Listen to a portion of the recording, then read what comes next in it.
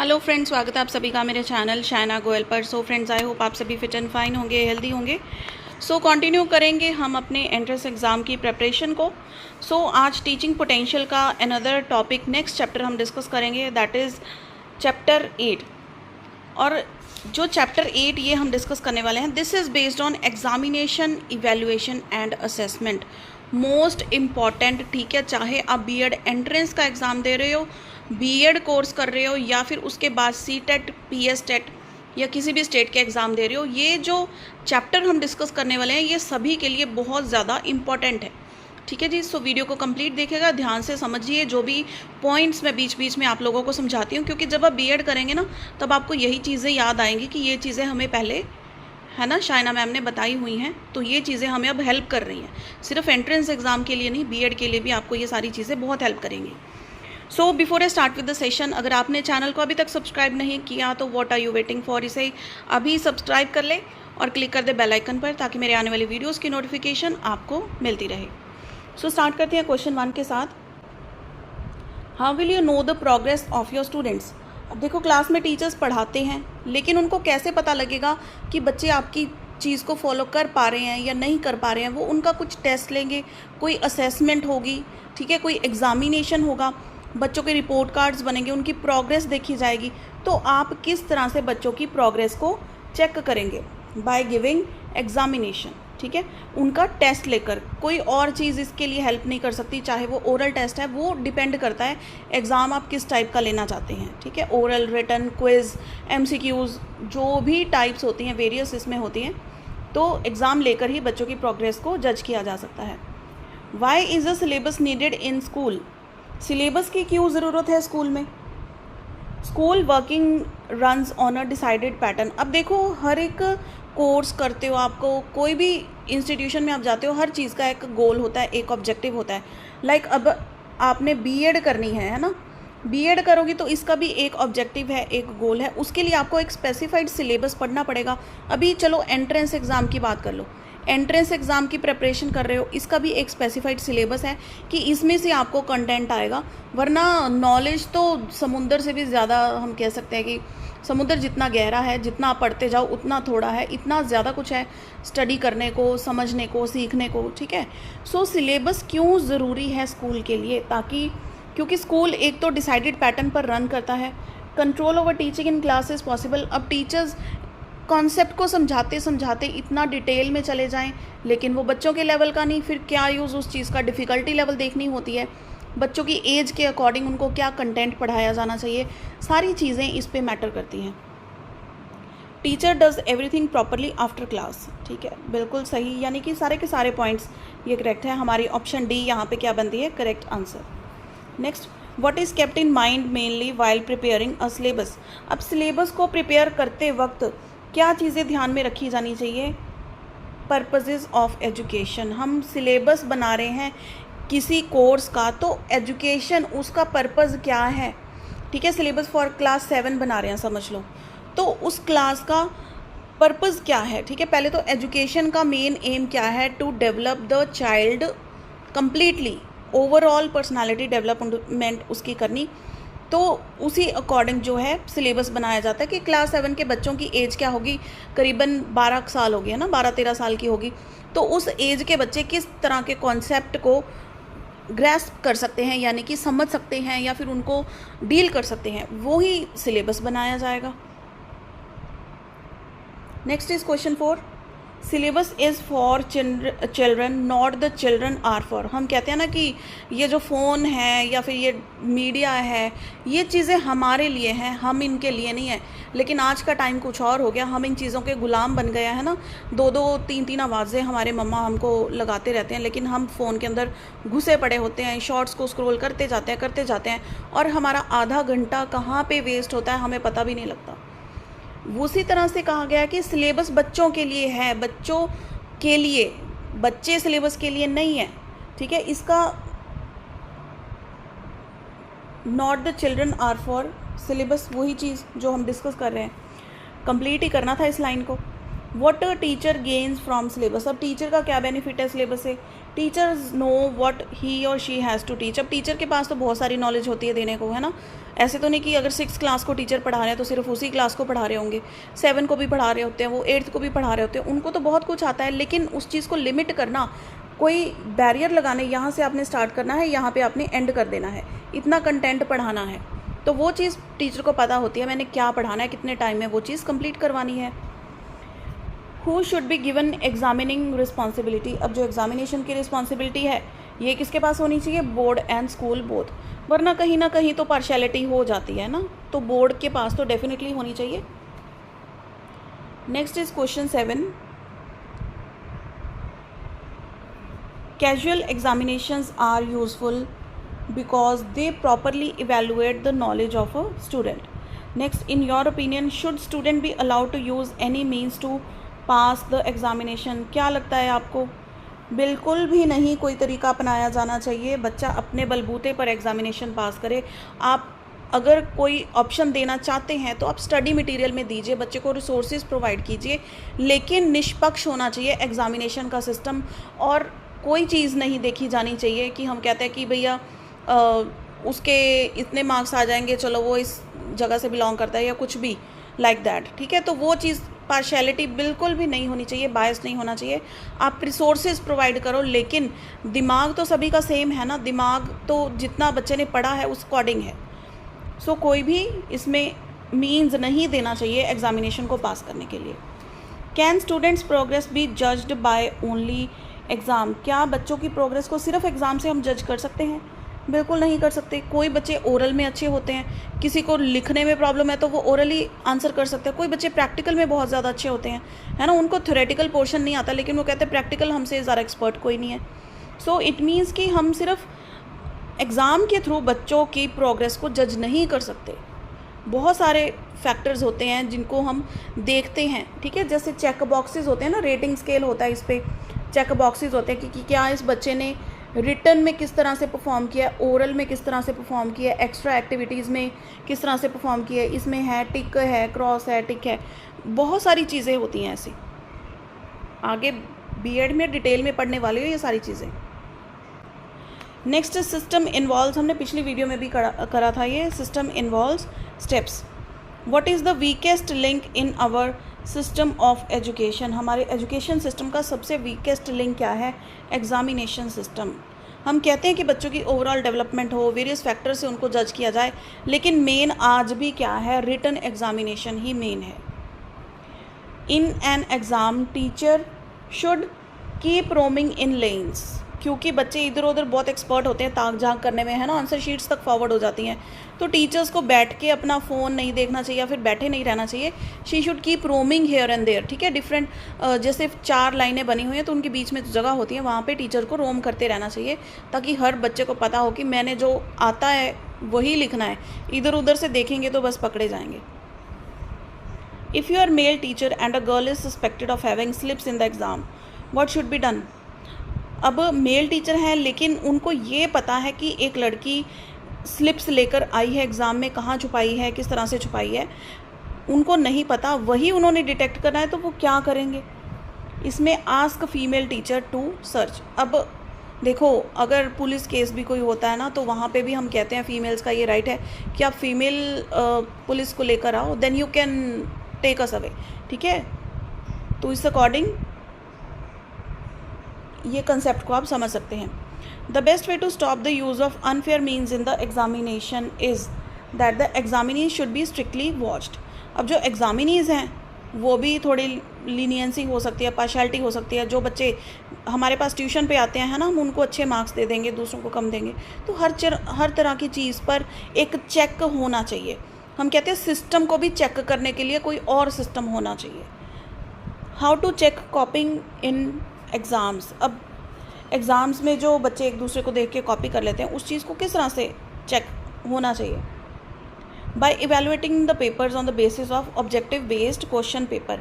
अब ऑब्जेक्टिव, जैसे आपका ये पेपर है, 4 ऑप्शंस होंगी, एक ही टिक करनी है, तो बच्चों की जितनी ज़्यादा डीप नॉलेज होगी वही ऑब्जेक्टिव पेपर को अटैम्प्ट कर पाएगा, वरना रट्टा मारा हुआ लिखने को तो लंबी लंबी कहानियाँ कोई भी लिख देगा। Next 16th question. A student is caught copying when you were on invigilating duty. तो आप क्या करेंगे, बच्चा एक चीटिंग करता हुआ पकड़ा गया।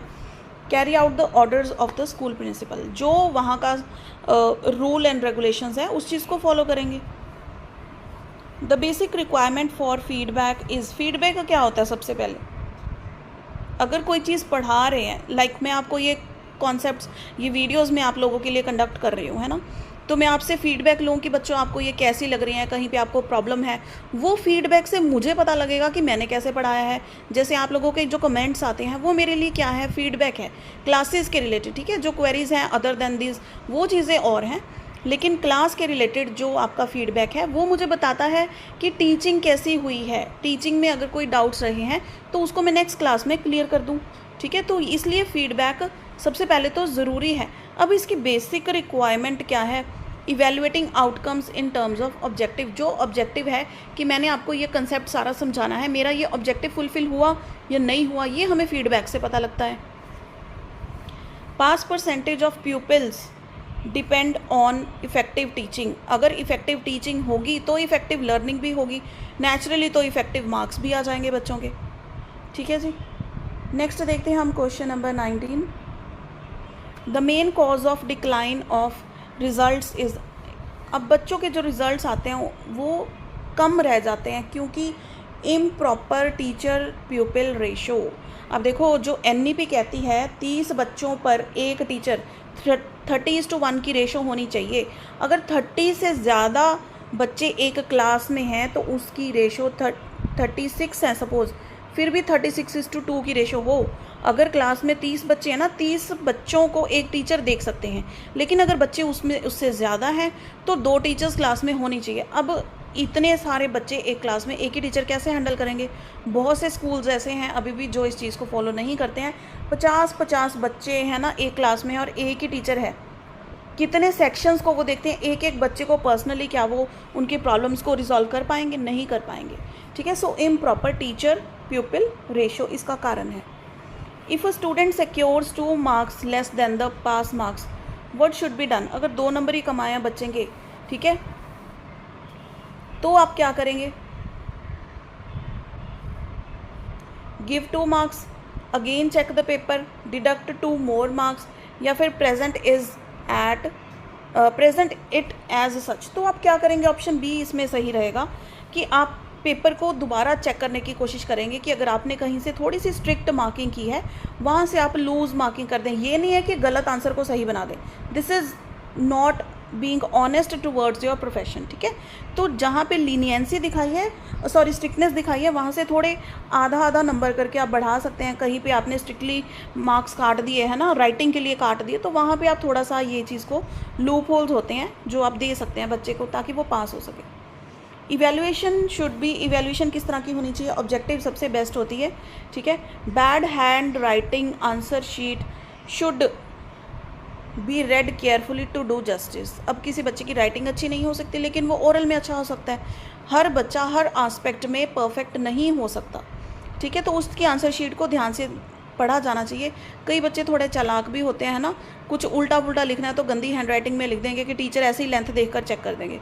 तो दोनों चीज़ें हैं, बच्चा सही भी हो सकता है गलत भी हो सकता है। इसका सोल्यूशन रही है कि ध्यान से रीड करो उसकी आंसर शीट को। Next is 23 question number, what should be the criteria for assessment of student performance. क्या होना चाहिए क्राइटेरिया इसका?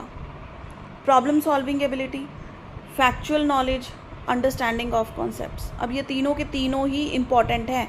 बच्चे की असेसमेंट अगर आपने लगानी है तो क्या चेक करेंगे स्टूडेंट की परफॉर्मेंस? प्रॉब्लम सॉल्विंग में कैसी है, यानी कि मैथ का फॉर एग्जांपल, सिर्फ मैथ नहीं कोई भी सिचुएशन हो सकती है।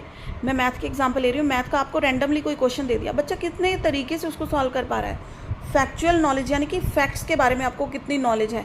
ऐसे तो नहीं कि रट्टा मार के आप आ गए और जो चीज़ बुक में है वही पूछ ली तो बता दिया, बाहर से कुछ पूछ लिया तो आता ही कुछ नहीं, है ना। अंडरस्टैंडिंग ऑफ कॉन्सेप्ट्स, तो ऑल ऑफ द अबव हमारा यहाँ पे करेक्ट आंसर होगा। What should be the criteria for evaluation of teacher performance. अब टीचर्स को भी तो इवैल्यूएट करना पड़ेगा ताकि वो अपनी परफॉर्मेंस को और इम्प्रूव कर पाएँ। That should be comprehensive view of teaching during whole session. अब होता है ना, टीचर्स टीच करते हैं तो पीछे प्रिंसिपल वाइस प्रिंसिपल वो बैठ जाते हैं टीचर के सेशन को डेमोन्स्ट्रेट करने के लिए. So this is the perfect way. Which of the testing technique is best for comprehensive testing of students. Comprehensive testing मतलब ओवरऑल हर तरीके से बच्चों को टेस्ट करने के लिए कौन सी टेक्निक सबसे बेटर है. देखिए वो कॉम्बिनेशन ऑफ ऑल ही होगी. अगर बच्चे को ओवरऑल हम चेक करना चाहते हैं तो सारी टेक्निक्स यूज़ होनी चाहिए. बच्चे को पर्सनल इंटरव्यू करो, उसका रिटन टेस्ट लो, ठीक है, प्रैक्टिस सेशंस देखो उसके कैसे हैं. Next is 26. Internal assessment is not justified. अब जो इंटरनल असेसमेंट हम सभी को पता है, हम सिफारिश लगा देते कि ये चीज़ कर दो, है ना. हम आप ही के ट्यूशन पे आते हैं या फिर आपके फेवरेट स्टूडेंट हैं या फिर वैसे ही कोई ना कोई इमोशनल अत्याचार कर देते हैं बच्चे, तो इंटरनल असेसमेंट तो चली जाती है. इट हेल्प्स टीचर्स फेवरेट्स, वही चीज़ें सारी हैं, तो ऑल ऑफ द अबव इसका आंसर आएगा. क्योंकि वो चीज़ें कॉलेज के स्कूल के खुद के हाथ में हैं, लेकिन नंबर असली वो बताते हैं जो बाहर से आते हैं, है ना. Why internal assessment system has proved to be a failure in our country. क्योंकि पार्शियलिटी होती है, नॉन सीरियसनेस होती है टीचर्स की, है ना, और लैक ऑफ यूनिफॉर्मिटी है, नॉन सीरियसनेस ऑफ स्टूडेंट्स. क्या ऑप्शन आएगी? देखो सारी सही सी लग रही हैं, लेकिन हमने बिल्कुल जो एक्यूरेट है वो चूज़ करनी है. Non seriousness of the student, अकेली पार्शियलिटी नहीं है, नॉन सीरियसनेस ऑफ टीचर्स, इसमें क्या आ जाएगा? पार्शियलिटी खुद ब खुद इसमें आ जाएगी. The score of internal assessment of students should be based on, किस पर बेस्ड होनी चाहिए? Periodic test by the school, classroom attendance, decent behaviour. अब अगर ये फैक्टर्स हमने डिसाइड कर दिए ना तो बिल्कुल फेयर डिसीजन होगा. ऑल द फैक्टर्स हमारा करेक्ट आंसर है. Internal assessment is desirable because, internal assessment अब डिज़ायरेबल क्यों है? Because it keeps a track of students performance. ऐसे नहीं है कि सिर्फ एंड में जो एग्ज़ाम होगा वही आपकी परफॉर्मेंस को बताएगा. हमारी जो एजुकेशन पॉलिसी है वो क्या कहते हैं कि बच्चों की परफॉर्मेंस हर दिन, हर हफ्ते, हर महीने होनी चाहिए. ठीक है, वो हो सकता है आपका ओरल टेस्ट हो, क्विक क्वेश्चनिंग हो क्लास में, रैंडम क्वेश्चनिंग हो, क्विज़ हो, लेकिन स्टूडेंट्स की परफॉर्मेंस, उनके जो टेस्ट हैं उनको परफॉर्मेंस को जज करने का वे आउट वो होना चाहिए रेगुलर इंटरवल्स पे. Who in your correct opinion should hold the internal examination. कौन कंडक्ट करे? The concerned teachers. जो टीचर्स कंसर्न्ड हैं वही तो इस चीज़ को प्रॉपर से कंडक्ट कर पाएंगे. The marks of internal assessment scored by the students should be based on all the above factors. क्योंकि देखो क्लासरूम टेस्ट पे, अटेंडेंस पे, गुड बिहेवियर, हम ये तीनों चीज़ें पीछे डिस्कस कर चुके हैं. Internal assessment is desirable because it gives weightage to the classroom performance during the entire session. अब पढ़ाते रह जाएं टीचर्स और जो एग्ज़ाम ले जाए या फिर सारे मार्क्स दे जाए वो है बाहर के जो बोर्ड हैं. ऐसा तो नहीं होना चाहिए ना. कुछ हक तो टीचर्स को भी मिलना चाहिए कि हमने जो क्लास में पढ़ाया हम भी तो इवैल्यूएट कर पाएँ बच्चों को. सो वेटेज उसकी भी होनी चाहिए, क्लासरूम परफॉर्मेंस की. By which method correct assessment of students is possible. Correct assessment किस तरह से हो सकती है बच्चों की? By assessing once a year. एक साल में एक बार ही असेस करके क्या हम उस चीज़ को देख सकते हैं? मैंने आपको क्या पॉइंट बताया? Time to time every year. Time to time में हफ्ता, महीना, ये सब कुछ आ जाता है. क्वार्टरली एग्ज़ाम्स होते हैं, FA होते हैं, फॉर्मेटिव असेसमेंट, 20 नंबर के पेपर होते हैं बच्चों के. फिर होता है बड़ा जो 100 नंबर का या 60 नंबर का पेपर होता है. ठीक है. Division of grade system will be successful if students are examined through common selection objective test. Next question 35. Evaluation should be both summative and formative. जो मैंने आपको बताया ना, एक चीज़ ध्यान में रखो, 2 तरह के पेपर होते हैं स्कूल्स में, FA, SA. ठीक है. Formative assessment, summative assessment. Formative होते हैं छोटे छोटे पेपर जिसमें 2-2 चैप्टर्स आते हैं हर सब्जेक्ट के. ये होते हैं तकरीबन 20-20 नंबर के जनरली. और जो समेटिव असेसमेंट होते हैं ये होते हैं 60-60 नंबर के या 80-80 नंबर के होते हैं. और 20 की इनकी होती है इंटरनल असेसमेंट, या फिर हम कह सकते हैं ये जो FA के मार्क्स इसमें जुड़ते हैं. ठीक है. अब FA साल में 4 होते हैं, SA होते हैं 2. 6 महीने बाद एक SA होता है. समझ में आ गया सिस्टम इसका? तो ये जो है ना आपका 20-20 नंबर के 2 हो सकते हैं या फिर 10-10 नंबर के 2 हो सकते हैं. उसी अकॉर्डिंग फिर SA के मार्क्स हो जाएंगे. क्योंकि फाइनली इन दोनों का टोटल करके हमको 100 करना है, 1 SA plus 2 FA equal to 100। ठीक है, समझ में आ गया ये सिस्टम। बाकी डिटेल में बीएड करोगे ना तब समझ में आएगा, तब पढ़ोगे मेरी क्लासेस से, तब सारी चीज़ें क्लियर हो जाएंगी। Annual system of examination truly test the students ability, क्या ये बिल्कुल सही है या फिर क्या ओपिनियन है, इसके रिलेटेड हम कोई ओपिनियन नहीं दे सकते। A sound examination system should test knowledge, skills, attitudes, KSA। ये एक बहुत ही बढ़िया चीज़ है कि बच्चे को अगर आप डेवलप करना चाहते हो तो 3 चीज़ें आप में होनी चाहिए। वैसे भी अगर आप लाइफ में सक्सेसफुल होना चाहते हो ना, 3 चीज़ें आप में होनी चाहिए। एक तो नॉलेज, उस नॉलेज को प्रेजेंट करने का, ठीक है, हुनर होना चाहिए, एंड एटीट्यूड पॉजिटिव होना चाहिए आपका। ऐसे नहीं कि बहुत आप प्राउड में घूम रहे हो कि भैया मेरे को ही आती है, इस तरह घूमो कि मेरे को आती है, मेरे को ही आती है, इस तरह से मत घूमो आप। ठीक है, तो वो एटीट्यूड पॉजिटिव होना चाहिए। ये चीज़ें सक्सेसफुल होने का मंत्र है। Next 38 question, the technique use for assessing students ability to apply learned knowledge and skills is project work. बच्चों को प्रोजेक्ट दिया जाता है, बच्चे खुद से करते हैं वो चीज़ें सारी प्रोजेक्ट कंप्लीट करने के लिए। Then school examination conducted these days mainly test. जो स्कूल एग्जामिनेशन कंडक्ट होते हैं वो क्या चीज़ों को टेस्ट करते हैं जनरली? बच्चों की मेमोरी, क्योंकि रिटन एग्जाम्स होते हैं, कितना बच्चे मेमोराइज कर सकते हैं, याद कर सकते हैं उन चीज़ों को, वही चीज़ों की टेस्टिंग होती है। Main difference between examination and evaluation is examination measures academic achievement while evaluation measures overall personality development. अब एग्ज़ाम क्या है? ये रिटन एग्ज़ाम है। इवैल्यूएशन क्या है? जो पूरा साल बच्चे ने किया है, उसकी अटेंडेंस प्लस उसका बिहेवियर प्लस उसकी एक्स्ट्रा करिकुलर एक्टिविटीज़ में पार्टिसिपेशन, हर चीज़ के मार्क्स इसमें लगते हैं। ये जो एग्ज़ामिनेशन है ना, ये बेसिकली इवैल्यूएशन इसी का होता है। So option C. Next is teacher should give marks for, teacher किस चीज़ के मार्क्स दे बच्चों को? एकेडमिक परफॉर्मेंस के, क्लास बिहेवियर, सारा कुछ है। तो ऑप्शन डी आ गई इसकी। Examination should be conducted for additional income, punishing peoples, feedback. बिल्कुल हमने पॉजिटिव आंसर को चूज़ करना है, दैट इज़ फीडबैक के लिए। Education of students depends upon, किसके ऊपर डिपेंड करता है? ये है ऑल ऑफ दीज। सिर्फ टीचर्स रिस्पॉन्सिबल नहीं है। अगर पेरेंट्स सोचेंगे हमने बच्चे को स्कूल में भेज दिया, बस पढ़ के आ जाएगा, और उसको देखेंगे नहीं, उसको मोटिवेट तो करना है ना, बैठ के थोड़ा होमवर्क वगैरह तो देखना है ना उसका, क्या करवाया टीचर्स ने, क्या नहीं करवाया। Society is also responsible. अगर सोसाइटी आपकी वेल एजुकेटेड है या फिर एजुकेशन को सपोर्ट करती है, तभी आपका पढ़ाई में और इंटरेस्ट बन पाएगा। जैसा वातावरण होगा वैसे ही आप और ढल जाएंगे। So D option is correct here. Next, as a teacher, I take it as my duty to be fair and impartial to all my students in evaluating their answer books. ठीक है, कोई पार्शियलिटी नहीं होगी। 200 की अगर पत्ती बीच में रखी हुई है तो भी वो किसी काम की नहीं है, क्योंकि टीचर ने बिल्कुल फेयर इवैल्यूएशन करनी है, पेपर चेक फेयर करना है।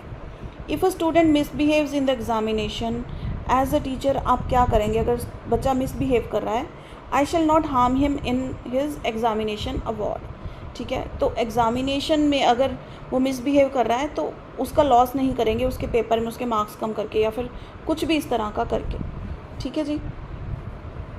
नेक्स्ट देखिए, teacher should be liberal in giving marks. Teacher को लिबरल होना चाहिए मार्क्स देने के लिए? बिल्कुल नहीं, बिल्कुल सही तरीके से मार्क्स होने चाहिए। जहाँ से नेगेटिव मार्किंग है वहाँ पे करनी चाहिए। ठीक है, लीनियंट मार्किंग नहीं करनी चाहिए, तभी तो बच्चे थोड़ा और अच्छे मार्क्स लेने की कोशिश करेंगे और एफर्ट्स लगाएंगे खुद के। Teacher should follow strictly the criteria of formal examination. जो फॉर्मल एग्जामिनेशन का क्राइटेरिया है, क्या टीचर को स्ट्रिक्टली वही फॉलो करना चाहिए? पार्शली ट्रू है, क्योंकि वही स्ट्रिक्टली फॉलो नहीं करना चाहिए, वो भी फॉलो करना चाहिए, अदर क्राइटेरिया भी अपनाना चाहिए। Teacher should tell the progress of his student through cumulative reports. Next, while preparing questions for higher classes, teacher should emphasise on. अब देखो, हायर क्लासेस के लिए अगर प्रिपेयर करना है तो रिफ्लेक्टिव क्वेश्चंस पे उनको फोकस करना चाहिए हायर क्लासेस के लिए। So now the last question of this session, if a student does not perform good in examination, तो टीचर को क्या करना चाहिए? Find out the reason and solve it. ठीक है, detect the reason and find the, उनको remedy देनी उस चीज़ के लिए, रेमेडियल मेजर्स अपनाने। सो फ्रेंड्स, यहाँ पे हमारे ये 50 जो इंपॉर्टेंट क्वेश्चंस हैं इस चीज़ के, ये कंप्लीट होते हैं। सो आई होप आपको ये सेशन इंटरेस्टिंग भी लगा होगा और इम्पॉर्टेंट भी बहुत ज़्यादा है ये। सो प्लीज़ इसे लाइक एंड शेयर ज़रूर कीजिएगा। So friends, see you in the next video. Till then keep watching.